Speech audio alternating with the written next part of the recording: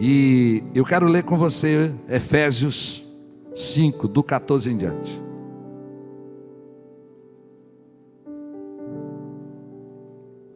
Efésios 5, do 14 em diante.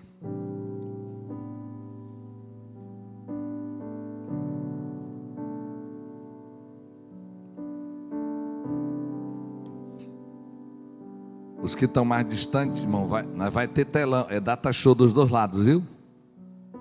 É para visualizar melhor. Efésios 5, do 14 em diante. Por isso é que foi dito: desperta, ó tu que dormes, levanta-te dentre os mortos, e Cristo resplandecerá sobre ti.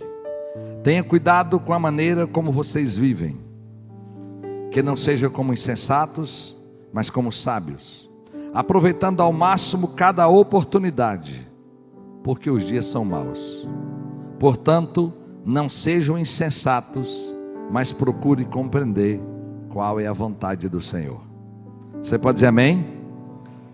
O Valbe ali, a mídia vai colocar na Almeida, se não me engano, o versículo 17. Na NVI ele diz: aproveitando ao máximo cada oportunidade, porque os dias são maus.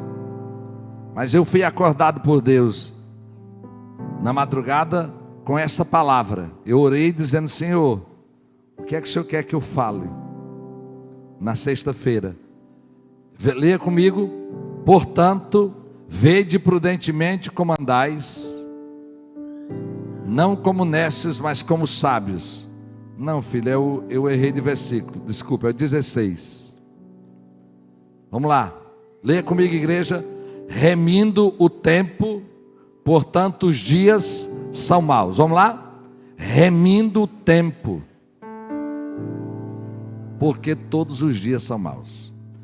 A NVI diz aproveitando, mas essa palavra remir, ela lembra da palavra redentor, que é um dos títulos de Jesus.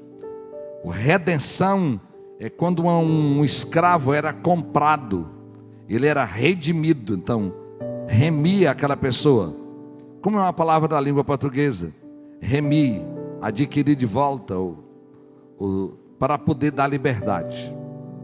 Se nós caminharmos no sentido da palavra remir o tempo, você pode imaginar que alguém tornou você escravo. O ladrão das nossas almas arranjou e encontrou maneiras de roubar o seu tempo. Então, o primeiro entendimento: retire o tempo da mão do diabo.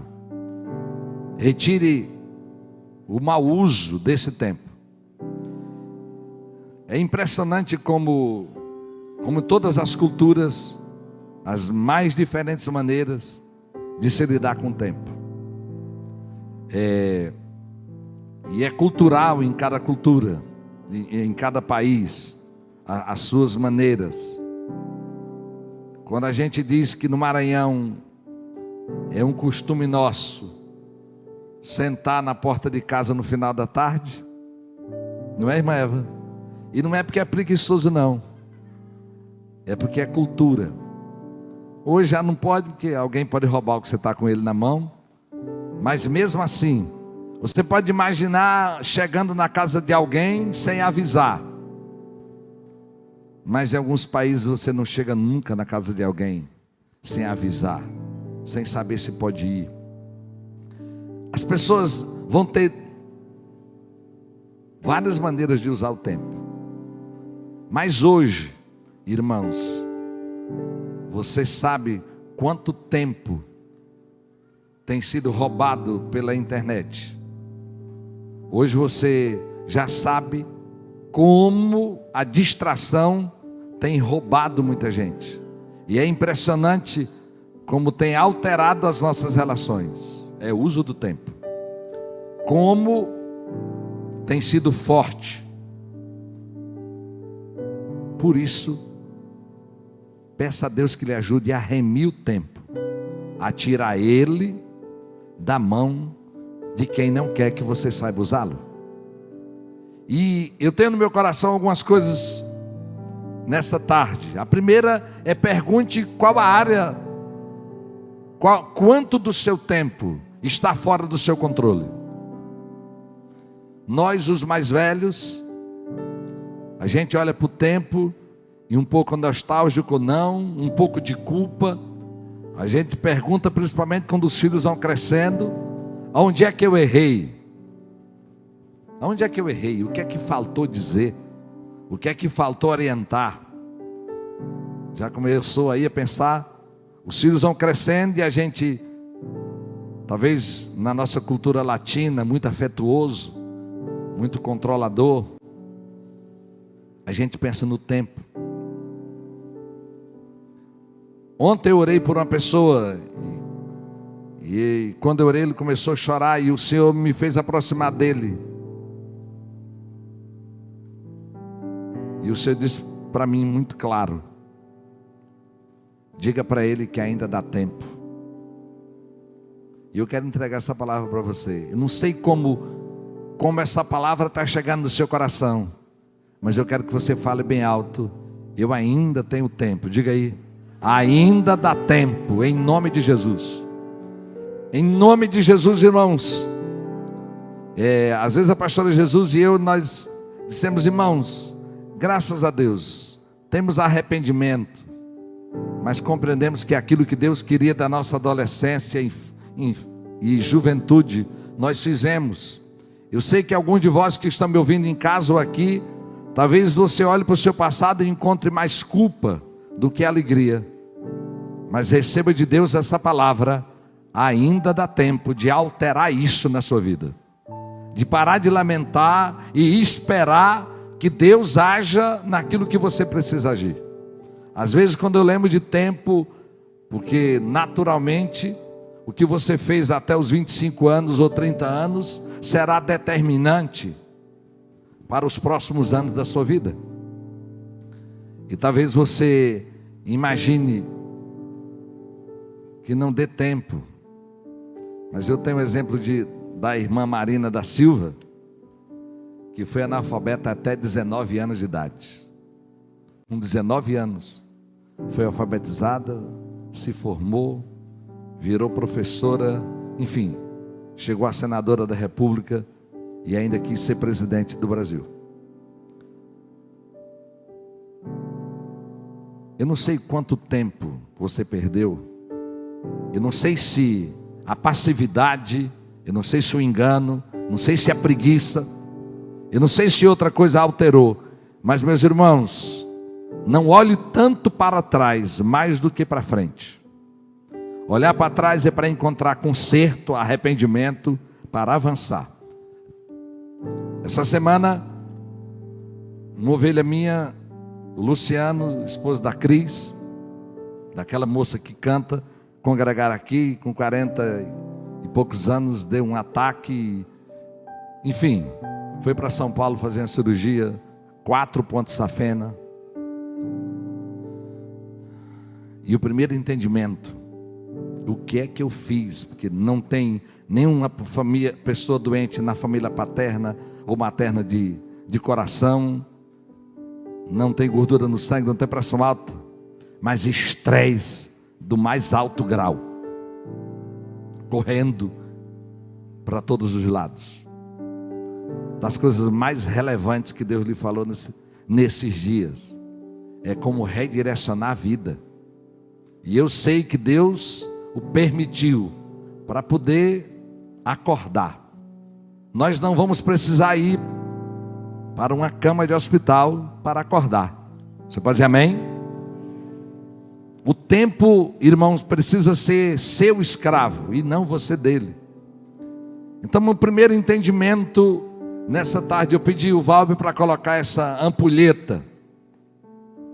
Ele é um instrumento antigo de medir o tempo. Vai descendo uma areiazinha, 5 minutos, 10 minutos, meia hora, 1 hora. Quando terminava a areinha, terminava o tempo. A nossa vida está, irmãos, ligada a tempo, a energia, a inteligência daquilo que nós fazemos com o tempo. E eu quero que você leia comigo Colossenses 4:5, que caminha no mesmo entendimento.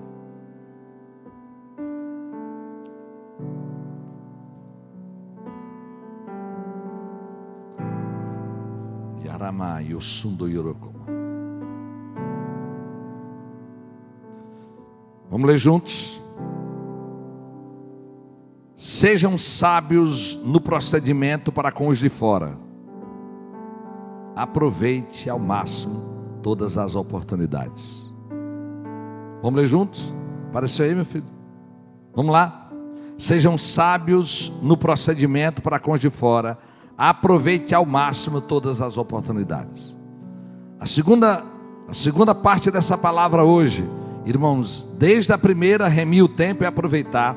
Mas aqui ele está dizendo, além de aproveitar, ele diz ao máximo todas as oportunidades. Irmãos, e eu entendo e desejo, imagino que é o desejo de Deus, que na maneira de aproveitar as oportunidades que nós temos, a gente possa não perdê-las, porque algumas delas não voltam mais. Os mais velhos, quando queria que a gente não fosse tomar banho no rio, o que é que a mãe da gente dizia? A água não tem cabelo, quer dizer, não tem onde agarrar. Pois é, irmãos, o tempo não tem como agarrar, ele vai passar. Diz uma poetisa que não é o tempo que passa, é nós que passamos. O tempo é como um trem que nós temos que entrar nele para realizar coisas.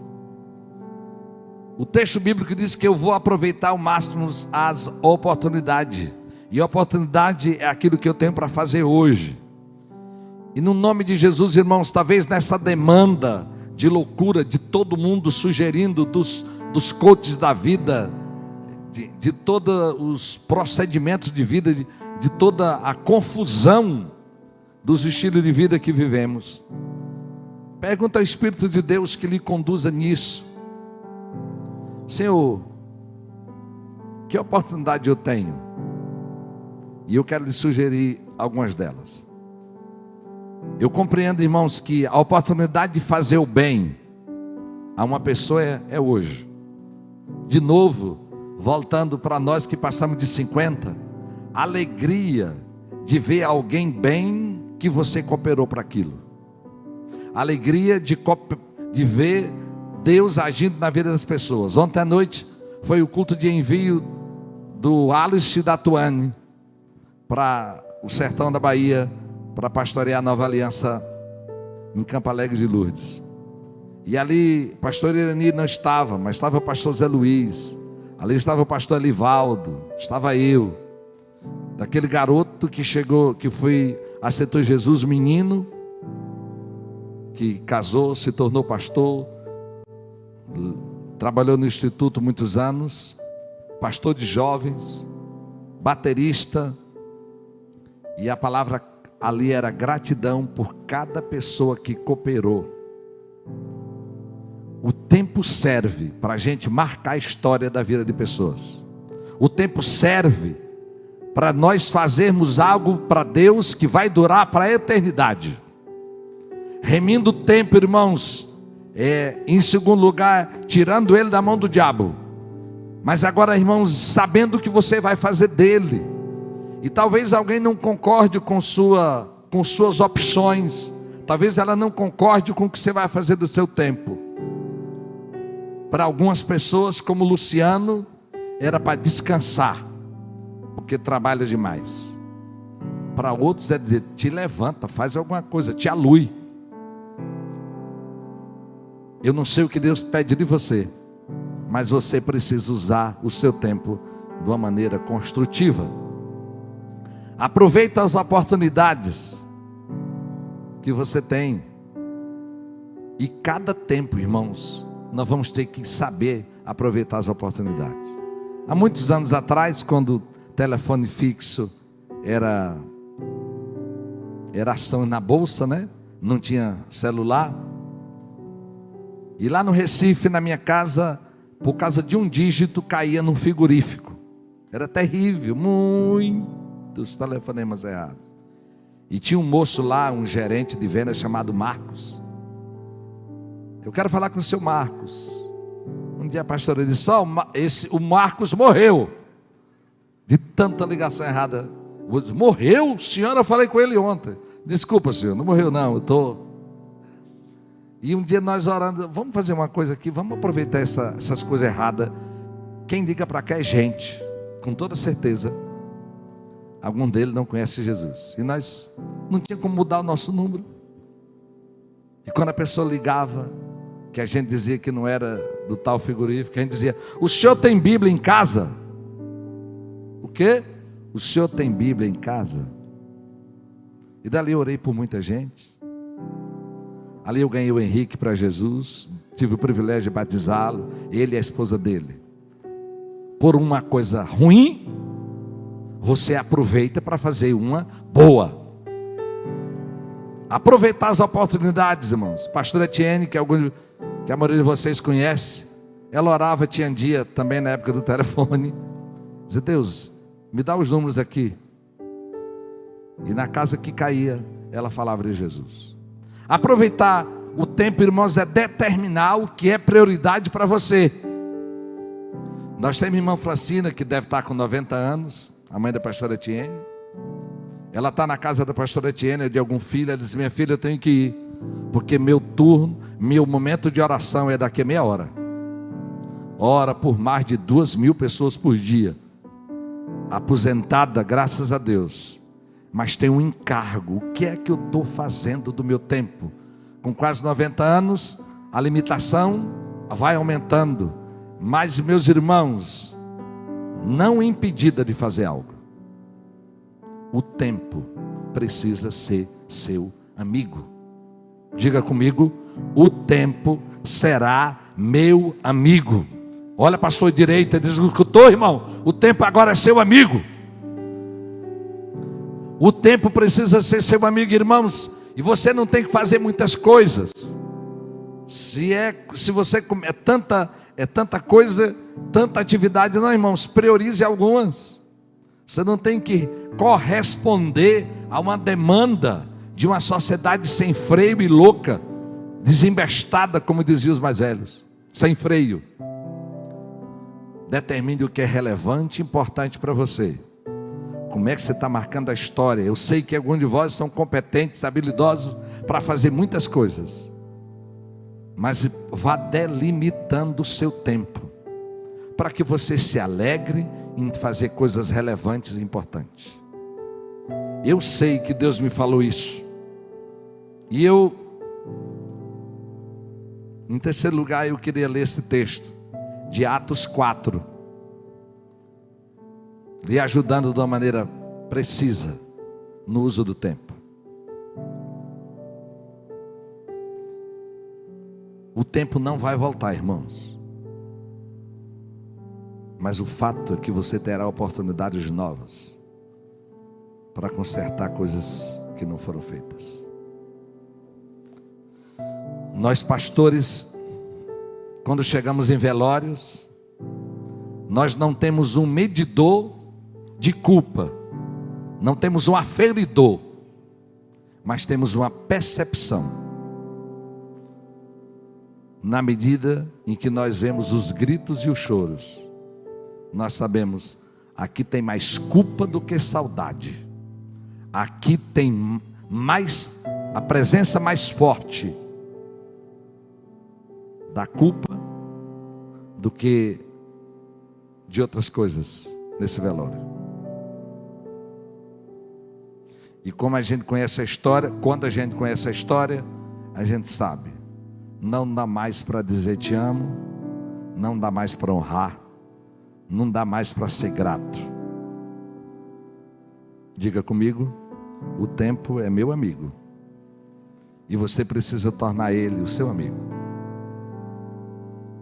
Atos 4, o 18 em diante diz, esse aqui é um texto quando os apóstolos curaram alguém e foi um rebuliço, as autoridades vieram todas, tantas autoridades religiosas pressionando a autoridade política para proibir os apóstolos de falar de Jesus.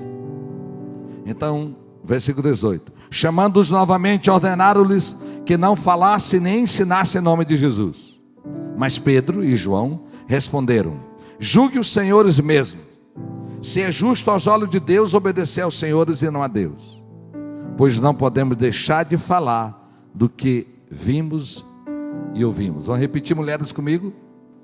Pois não, vamos ler direito, vamos lá? Pois não podemos deixar de falar do que vimos e ouvimos. Glória a Deus. Em terceiro lugar, irmãos, eu compreendo que essa é a fala. Salmo 78 diz: contaremos às gerações vindouras os louvores do Senhor, o seu poder e as maravilhas que tem feito em nós. O que é que você tem visto e o que é que você tem ouvido? O uso do tempo, irmãos, a serviço de Deus. E talvez, Yaramacos, algum de vós que estão aqui, o Senhor lhe pediu para fazer algo há 10 anos atrás, há 20, há 15, há 5.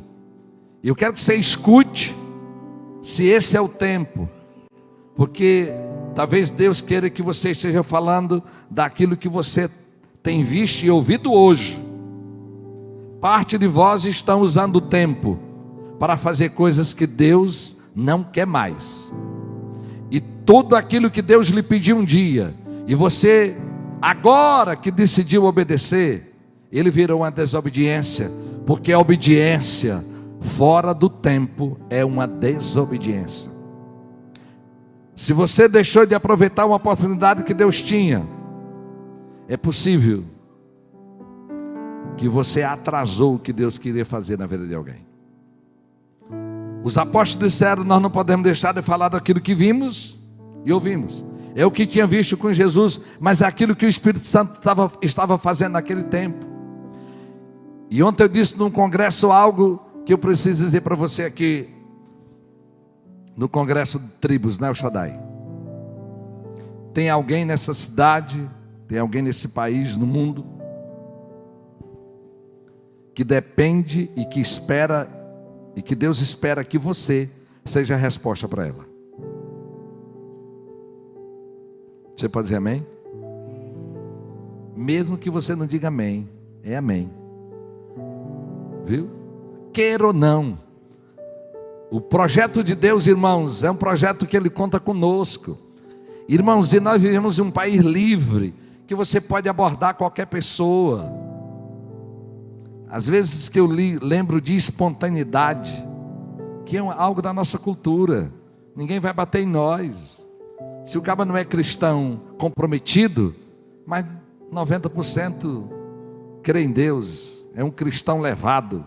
Foi levado para a igreja quando era menino, levado quando casou, e vai ser levado quando morrer. Os outros levam, mas os cristãos levados são poucos, ou a maioria. Decida o que você vai fazer com o que você tem.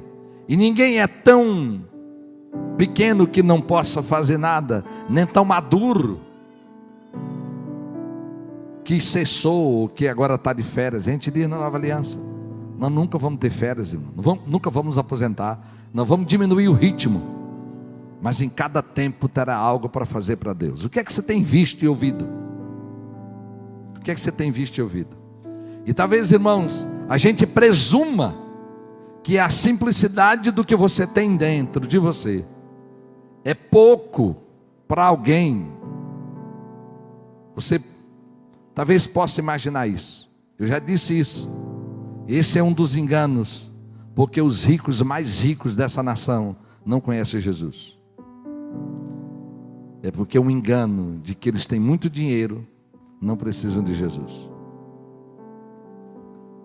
O outro engano é achar que os pobres mais pobres são tão pobres que precisam de ajuda e não de Jesus. Mas olha para cá. O que é que você tem nas tuas mãos? O que é que você tem dentro de você? O poder do Espírito Santo está aí. Talvez seja uma palavra, um direcionamento. E como os apóstolos disseram: nós não podemos deixar de falar do que vimos e ouvimos. Comece por isso. O que é que Deus tem feito na sua família, no seu ministério? O que é que Deus tem feito? Da coisa mais simples. Quando Johanna tinha 7 anos, aqui no Timbira, Nós entramos numa loja, eu e a pastora, e ela ficou ali esperando a gente. E nós voltamos, e quando voltamos tinha uma senhora chorando perto da Johanna, e ela não conseguia falar direito. Eu digo: senhora, o que foi? O que foi? E ela só apontando para a Johanna assim: o que foi, senhora? O que foi? Ela se recompôs e disse: ô moço, essa criança disse uma palavra que eu precisava ouvir hoje. Diga aleluia, sim. O que é que a menina falou? O que é que ela lhe disse? Ela olhou para mim e disse: senhora, Jesus te ama. Ô irmãos, tão simples para mim e para você, mas tão poderoso para alguém que precisa. O que é que Deus tem falado para você? Talvez decidir orar por alguém. O que é que você tem visto Deus fazer? O que é que você tem ouvido de Deus? O tempo, irmão, serve para marcar a história de pessoas. Mas talvez seja como um casal da igreja que foi fazer doutorado em Portugal, num ambiente cético, de muita incredulidade, os orientadores e os professores. E uma pessoa em particular, ele disse: Deus, me dá uma palavra para dizer a essa senhora, me diz algo, me dá uma estratégia, Senhor. E um dia, Deus lhe deu uma palavra, e ele pediu licença, chegou perto dela, com muito carinho e respeito, e disse algo que ele tinha orado a respeito dela. E aquela senhora começou a chorar na frente dele, e disse: ontem ou antes de ontem, eu fiz um exame e eu estou com câncer. Ele foi resposta para uma porta que se abriu ali. Eu não sei com quem você lida, mas sei que Deus tem você para marcar a história da vida dessa pessoa. Você pode dizer amém? Não, por favor, em nome de Jesus. Talvez você não seja tão santo como precisa ser, talvez não seja tão obediente ainda como precisa ser, mas Deus conta com você, meu irmão. Do que é que você tem visto Deus fazer? O que é que você tem ouvido? O tempo, irmãos, é para que nós entremos nele e possamos cooperar com o agir de Deus na humanidade. Diga comigo: eu vou remir meu tempo. E no nome de Jesus, eu quero lhe desafiar como filho hoje pela manhã. Eu gostaria que você pedisse a Deus que lhe lembrasse, se é que não já lembrou, pelo menos 2 áreas da sua vida em que você precisa tomar uma decisão a respeito do tempo. 2 áreas. Você vai escrever em casa: porque via este culto foi adorar a Deus, mas você veio aqui para adorar e precisa sair daqui para servir Ele melhor. Aleluia. Você veio aqui ser fortalecido porque adorou a Deus, mas precisa sair daqui equipado para fazer mais e ser mais eficiente para Ele. Se você já lembrou, você que está em casa também, se você já sabe 2 áreas em que você vai ser proativo, em que você vai ser intencional, que você vai criar estratégias para poder alterar. Se você já sabe as 2 áreas, pode ir ficando em pé.